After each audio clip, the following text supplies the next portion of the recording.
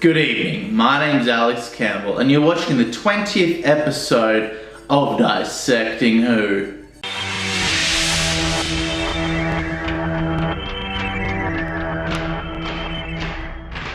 On this episode, I'll be dissecting An Unearthly Child, the first ever serial of Doctor Who. Have you ever thought what it's like to be wanderers in the fourth dimension? Have you? In 1963, the BBC hired Sidney Newman to be the new head of drama department. He was brought in to breathe a breath of fresh air into the old and dated BBC drama programs.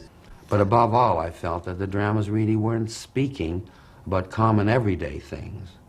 Sidney started to develop a new show to fill the Saturday night slot. He wanted this show to be aimed towards children, to have an educational and historical basis, and to have a science fiction twist. So in trying to, I was asked by Baverstock, and this emerged in the program review meetings, could I dream up some kind of drama that would cater to the children, which would be livelier and so on. Verity Lambert was hired to be the producer of this show, now dubbed Doctor Who. She was a 27-year-old woman and the first ever female producer at the BBC. I was interviewed by Sidney and by Donald Wilson. And I think Sidney had basically said to Donald, listen, this girl, well, I think this girl's really good and give her a chance. Anyway, I got the job. Pre-production of the show commenced, and veteran actor William Hartnell was approached to play the lead role of a 750-year-old man who lived in a time machine. At first, Hartnell was reluctant and didn't know why he was approached to play the role, but after reading the script, he was convinced and jumped on board. You thought you saw a young girl into the yard, you imagine you heard her voice. You believe she might be in there? It's not very substantial, is it? But why won't you help us? I'm not hindering you.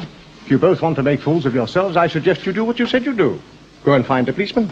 The BBC Radiophonic Workshop was commissioned to create the theme song and some of the sound effects for Doctor Who. One of the things that the Radiophonic Workshop created is the now iconic sound of the TARDIS taking off. They did this by one of the engineers scraping his car keys down the length of a piano, and once they sampled this, they slowed it down to create a slow ripping sound of time being torn apart. I wanted to get that sort of rippy, tearing sound. So I went to a piano we had at the Radiophonic Workshop, which had all its front taken off, and there was just the iron frame with the strings. And I took a key, my mum's front door key, and I scraped it down one of the strings. That gave me the rippy sort of sound. So weird to think that a man's humble house keys created one of the most iconic sounds in sci-fi history, just on a whim.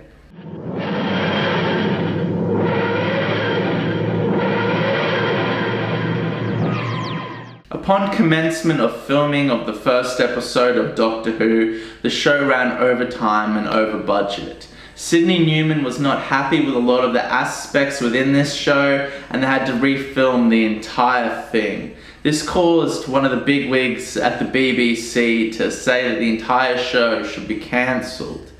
Verity Lambert managed to convince him that within the series she would cut down on some of the budgets of some of the other episodes, and the budget of the entire series would still come to where it was estimated at. He agreed, but it was reluctantly, and the show was set to do 13 episodes rather than what it was originally commissioned to do, which was 52 episodes. But either way, off to a bumpy start, but the show was off.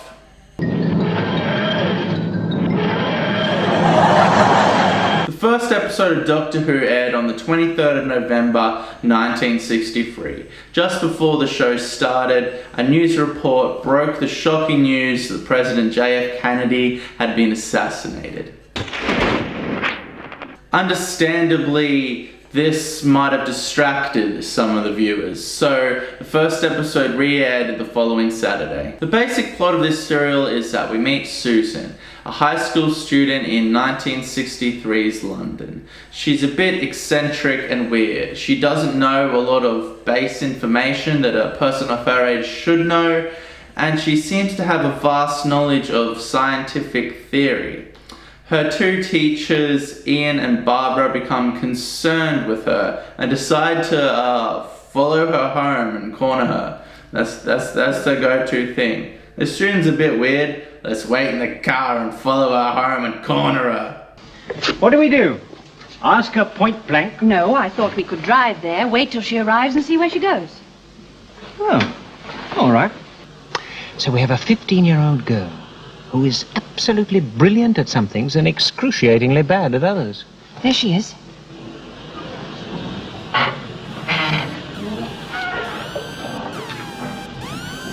Look, can we go in? I hate to think of her alone in that place. She is alone.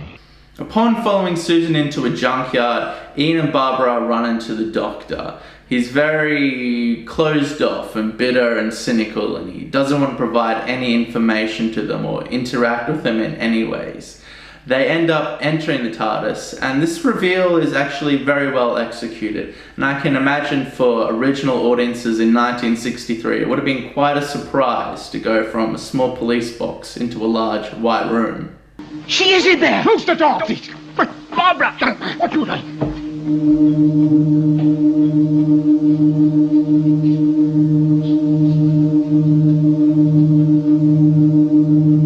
William Russell and Jacqueline Hill, who play Ian and Barbara, are very good character actors. You don't for a second think that they couldn't be school teachers, and their chemistry together is very natural. Ian, I must talk to someone about this, but I don't want to get the girl into trouble. And I know you're going to tell me I'm imagining things. No, I'm not. Hartnell has the Doctor down from the get-go. His phrasings and mannerisms are spot on, and his character is both interesting and quirky. Young man, is it reasonable to suppose that anybody would be inside a cupboard like that? Would it therefore be unreasonable to ask you to let us have a look inside? I wonder why I've never seen that before. Now, isn't that strange? The first Doctor isn't what you'd expect based on all the other Doctors. He's very menacing and maniacal. It's very creepy and intimidating in the first episode when he refuses to let Barbara and Ian out of the TARDIS. I don't touch it, it's live! Ian, what on earth do you think you're doing? Grandfather, let them go now, please. And by tomorrow we should be a public spectacle, a subject for news and idle gossip. The first ever scene of the TARDIS travelling through time is amazing. It's so trippy and psychedelic, and the music enhances the visuals tenfold. It's so warped.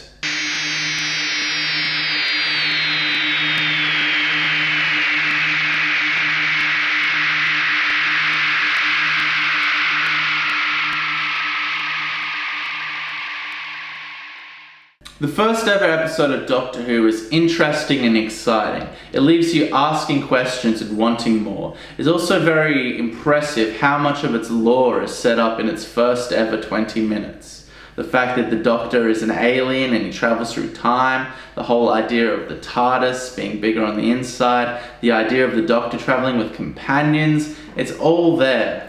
The second episode of the first serial opens with Barbara and Ian being very overwhelmed that they are no longer in 1963's England. This scene is tense because of Ian's confusion and concern, and the eerie samples of the wind playing over the whole thing. Could be anything. Incredible. Police box in the midst of... It just doesn't make sense. The cliche of cavemen being in a time travel show can be a bit grating, but this show does rise above it with some good acting and a well thought out narrative. Where is the fire Tsar makes? In his hands. They will not go into the wood. My father made fire. They killed him for it. I also liked how the caveman's social structure was set up. It's not as simple as an antagonist versus a protagonist. It's more subtle than that. Carol says where he comes from, he's often seen men make fire. Cal is a liar. He says Orb will soon show him how it is done. All his tribe died in the last cold. If he had not found us, he would have died too. It's amazing how much Ian takes on the role as the main character in some of these episodes. He's heroic, he's handsome, and he's brave, while the Doctor is in the background, more so as a secondary character a lot of the time. He's cynical, he's angry, and he doesn't want to help. Have you got any antiseptic in the ship? Yes, Lux. 1 minute ago, we were trying desperately to get away from these savages. All right, now we're helping them. You're a doctor, do something. I'm not a doctor of medicine. Grandfather, we can make friends with Oh, don't be ridiculous, child. There's an amazing scene where Barbara, Ian, Susan, and the Doctor are escaping from the cavemen who have captured them.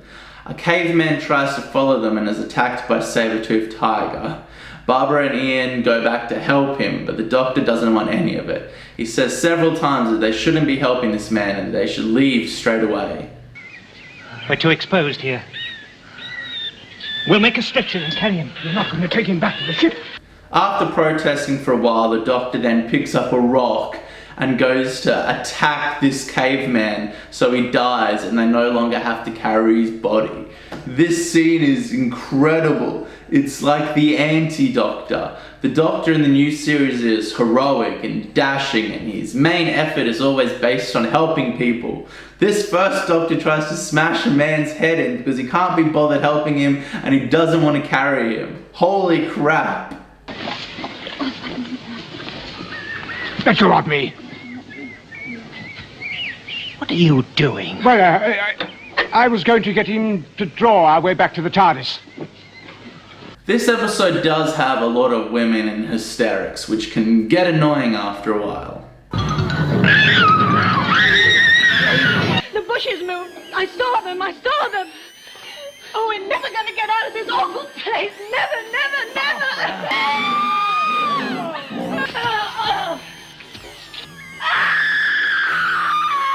In the end, this story designed for children ends with a caveman bludgeoning his adversary to death with a giant rock.